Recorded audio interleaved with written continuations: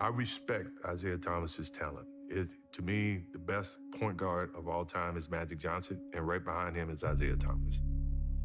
No matter how much I hate him, I respect his game. Now, it was insinuated that I was asking about him, but I never threw his name in there.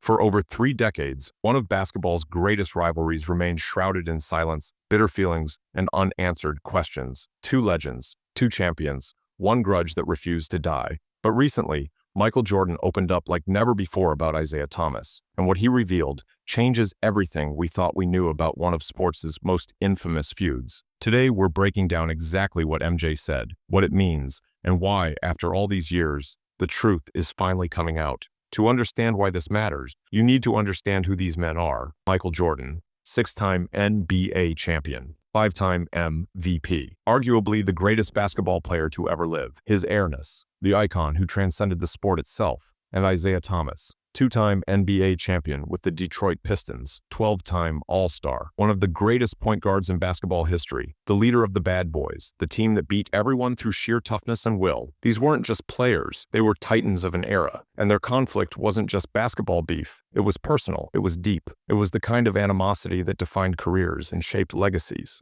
For years, Jordan stayed mostly silent, denials here, cryptic comments there, but never the full truth, until now. So let's go back to where it all began, because to understand the truth, you need to understand the war. The late 1980s, the Detroit Pistons weren't just a basketball team, they were enforcers. Bill Laimbeer, Dennis Rodman, Rick Mahorn, and leading them all, the smiling assassin himself, Isiah Thomas. They called themselves the Bad Boys, and they earned it. Physical, ruthless, unapologetic. In 1989 and 1990, they won back-to-back NBA championships by beating the hell out of everyone who stepped on the court with them. And their biggest obstacle to a three-peat? A young, hungry Michael Jordan and his Chicago Bulls. But here's the thing, young Jordan couldn't beat them.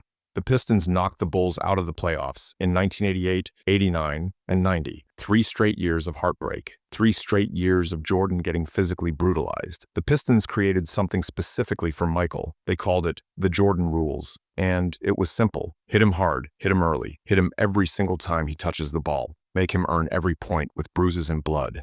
Isiah orchestrated it all, the mastermind behind the strategy that kept the greatest player in the world from his destiny. And Jordan? He never forgot it. Every time Jordan drove to the basket, he knew what was coming. A forearm to the ribs, an elbow to the face, a hard shove that sent him sprawling. The referees let it happen because that's how basketball was played in that era. You wanted to be a champion. You had to earn it through pain. And the Pistons made sure Jordan felt every ounce of that pain. They wanted to break his spirit, to make him afraid to attack the rim, to turn the most fearless competitor in basketball into someone who thought twice before taking it strong to the hole. But they didn't know who they were dealing with. They were creating a monster. Every hard foul, every cheap shot, every disrespectful play was fuel. Jordan was storing it all away, building a fire that would eventually consume them. But 1991 was different. Jordan and the Bulls were stronger, smarter, more determined. The Eastern Conference Finals, Chicago versus Detroit, and this time, the Bulls swept them. 4-0. Jordan finally broke through. The Bad Boys era was over. The Bulls dynasty was just beginning. But what happened next became one of the most controversial moments in NBA history. With 7.9 seconds left in Game 4, Isiah Thomas and the Pistons walked off the court. No handshakes, no congratulations, no respect. They just left. The basketball world was shocked. Commentators called it classless, unsportsmanlike, a disgrace to the game. But for Isiah and the Pistons, they'd been physical warriors for years, dishing out punishment without apology. Why should they stand there and congratulate the team that just ended their reign? In their minds, they'd shown Jordan and the Bulls no mercy on the court, so why fake respect off it? But Jordan saw it differently. To him, it was the ultimate disrespect. The Pistons couldn't even be professional enough to shake hands after getting beaten, and Michael Jordan had a photographic memory for disrespect. He cataloged it, stored it, and he never, ever forgot. That walk-off became a defining moment. It crystallized everything wrong between these two men. It wasn't just about competitive rivalry anymore. It was about honor, respect,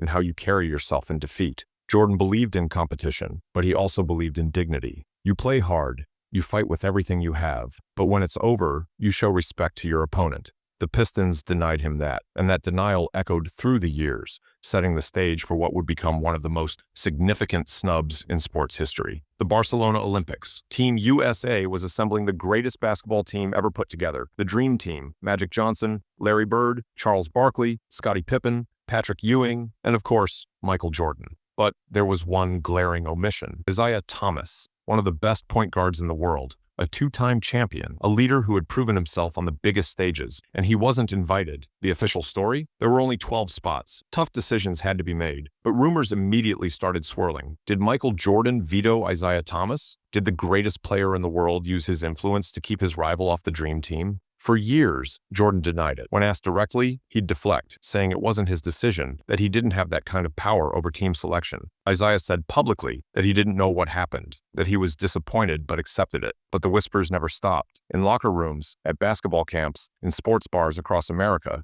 people debated it. Did Jordan do it? And if he did, was he justified? The Pistons had tried to hurt him for years. They'd disrespected him in their moment of defeat. Why shouldn't Jordan protect his own interests and keep a guy he genuinely didn't like off the team? As the years passed, more information leaked out. Chuck Daly, who coached both the Pistons and the Dream Team, hinted that there were chemistry concerns. Magic Johnson, in various interviews, suggested that multiple players had issues with Isiah, not just Jordan. Scottie Pippen made it clear he wasn't a fan either. The picture that emerged was complicated. It wasn't just Michael Jordan holding a grudge. It was a broader sentiment among many of the game's elite players that Isiah Thomas, for all his talent, had burned too many bridges with his intense, sometimes antagonistic style of play. But here's where it gets really interesting. In The Last Dance, the 2020 documentary that gave the world unprecedented access to Jordan's thoughts and memories, Michael finally addressed it more directly than he ever had before. He acknowledged the tension. He acknowledged that he and Isiah had problems. He talked about the walk-off, about the physical play, about the disrespect he felt. And while he didn't outright say, yes, I kept Isiah off the dream team, his words and his demeanor told a story. He admitted that if it had been up to him, Isiah wouldn't have been there. He said that Rod Thorne and the selection committee made the decision, but he made his feelings known. That was as close to an admission as the world had gotten. Think about what that means. Michael Jordan, the most competitive person in basketball history, the man who turned every slight into motivation, the guy who invented reasons to feel disrespected just to fuel his fire, he actually had legitimate beef with Isiah Thomas. And when the opportunity came to potentially influence whether Isiah got one of the greatest honors in basketball, representing your country on the Dream Team, Jordan didn't stay silent. He made his feelings known. That's the truth that's been hiding in plain sight for 30 years. But what did Isiah say about all this? Over the years, Thomas has been remarkably measured in his responses. He's acknowledged the rivalry, admitted that the Pistons played physically, and that they probably took things too far sometimes. He's expressed regret about the walk-off, saying that in hindsight, they should have shaken hands because it became a bigger story than the actual series. And when it comes to the Dream Team snub, Isiah has said it hurt deeply. Not being part of that historic team, not getting to represent his country alongside the best players of his generation, that was a wound that never fully healed. In various interviews, Thomas has been asked point-blank if he blames Jordan, and his answers have evolved. Early on, he'd say he didn't know, that he couldn't speak to what happened behind closed doors. But as more information came out, especially after The Last Dance, Isiah became more candid. He acknowledged that Jordan probably played a role. He didn't seem angry about it necessarily, more resigned to it. Like, he understood that when you play the way he played, when you lead a team that physically brutalized people for years, there are consequences. You don't get to be the bad boy and then be surprised when people don't want you at their party. What's fascinating is how both men have handled this over the decades. Jordan, for all his competitiveness and his reputation for holding grudges, has never gloated about it. He's never publicly celebrated keeping Isiah off the Dream Team. In fact, he seems almost uncomfortable when it's brought up. Like even he recognizes that maybe, just maybe, he let personal feelings override what should have been a pure basketball decision. Because make no mistake, Isiah Thomas deserved to be on that team based purely on merit. He was one of the 10 best players in the world in 1992. His exclusion was personal, not professional, and Isiah, for his part, has never launched a public campaign against Jordan. He hasn't written tell-all books trashing MJ. He hasn't gone on media tours crying about injustice. He's maintained his dignity, even in disappointment. That says something about both men. They're prideful, they're competitive, they probably still don't like each other very much. But they're not petty. They're not desperate for vindication. They're legends who lived through a brutal era of basketball and came out the other side with their legacies intact, even if those legacies are forever intertwined with each other. So, what has Jordan said recently that's making headlines again? In interviews following The Last Dance, Jordan has continued to be asked about Isiah. and his tone has shifted slightly. There's less defensiveness now, more reflection. He's acknowledged that Isiah was a hell of a player, one of the best he ever competed against. He's talked about respecting Isiah's game, even if he didn't respect some of the tactics. There's a sense that time has softened some of the edges of this rivalry, not healed it completely, but softened it. Jordan has admitted that the Dream Team situation was complicated, that yes, he had strong feelings about Isiah being on the team, that yes, those feelings were communicated to the people making decisions, but he's also pointed out that he wasn't the only one. Magic had issues with Isiah dating back to college. Scottie didn't want him there. Other players felt the same way. Jordan's essentially saying, look, I didn't want him there, but I wasn't alone in that sentiment. It's his way of acknowledging his role while also distributing the responsibility. The truth Jordan has finally admitted in his roundabout way is that the rivalry was real, the animosity was legitimate, and yes, it affected major decisions like Dream Team selection. For years, fans speculated. Now they know. Jordan didn't manufacture the beef with Isiah for competitive motivation like he did with some other players. This was genuine. The Pistons hurt him physically and emotionally for years. Isiah led that charge, and when Jordan got the power to return the favor, even in a small way, he did. That's the human side of Michael Jordan that people don't always see. He's not just a basketball god. He's a person who remembers pain, who holds on to slights, who acts on emotions even when it might not be the most mature thing to do. But here's the other side of the truth. Jordan also recognizes now, decades later, that Isiah Thomas belongs in the conversation of all-time greats. He's acknowledged publicly that Isiah's exclusion from top 10 point guard lists is ridiculous. He said that Isiah was as tough a competitor as he ever faced. There's a grudging respect there that wasn't present in the heat of their rivalry. Time does that. It gives you perspective. It allows you to separate the person from the performance, the tactics from the talent. What does this mean for their legacies? For Jordan, it's a small blemish on an otherwise spotless competitive resume. People will always wonder if the Dream Team thing was petty, if the greatest player of all time should have been bigger than that. But it's also very human. It shows that even legends have emotions, have limits to their forgiveness. For Isiah, it's validation. For years, he wondered if he did something wrong, if he should have played differently, been less physical, more politically savvy. Now he knows. He didn't do anything wrong in the context of 1980s and early 90s basketball. He played the game the way it was meant to be played in that era. Jordan just never forgave him for it. The broader lesson here is about competitiveness and where the line is between motivation and obsession. Jordan used every slight, every perceived disrespect as fuel. It made him the greatest player ever. But it also meant he carried grudges for decades. He couldn't separate basketball competition from personal relationships. Everything was connected. Everything mattered. That's what made him great. But it's also what makes this Isiah situation complicated.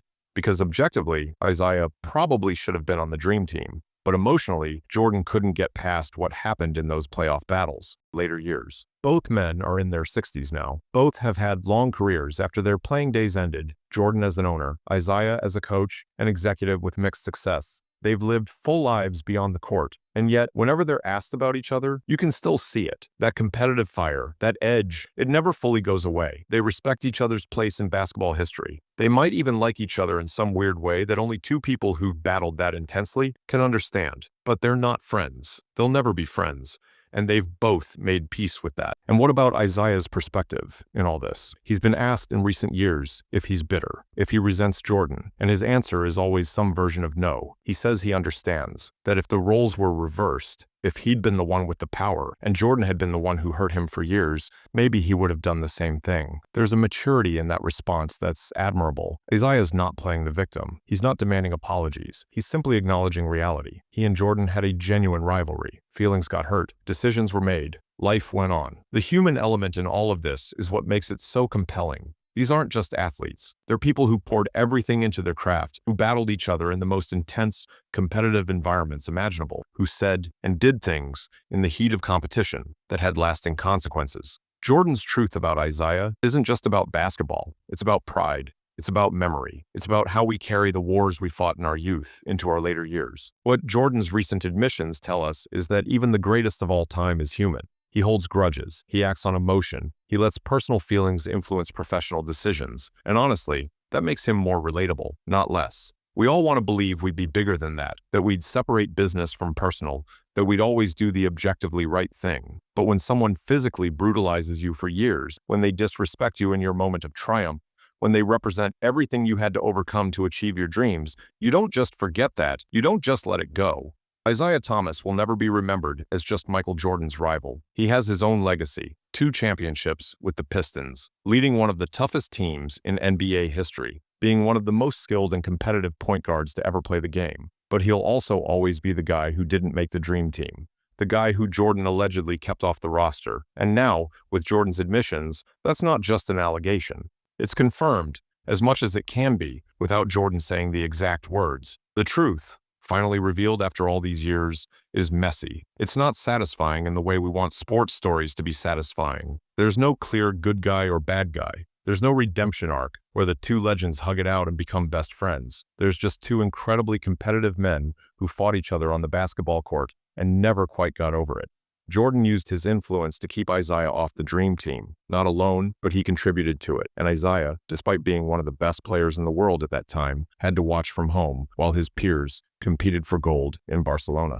Does this change how we view Michael Jordan? Maybe slightly. It adds complexity to his story. It shows that even the GOAT has flaws, holds grudges, and sometimes lets emotion cloud judgment. Does it diminish his greatness? Absolutely not. If anything, it makes his competitive nature more real, more understandable. He didn't become the greatest by being nice to his rivals. He became the greatest by being absolutely ruthless on and off the court. Does this change how we view Isiah Thomas? Perhaps it gives him more sympathy. He played the game hard, maybe too hard by today's standards, but within the context of his era, and he paid a price for it, a price that still stings decades later, but it also cements his place in history. You don't become Michael Jordan's most hated rival unless you were a serious threat, unless you genuinely got under his skin, unless you were great enough to matter. After all these years, after all the speculation, after all the denials and carefully worded non-answers, we finally have something close to the truth. Michael Jordan and Isiah Thomas had a genuine rivalry that went beyond basketball. It affected major decisions.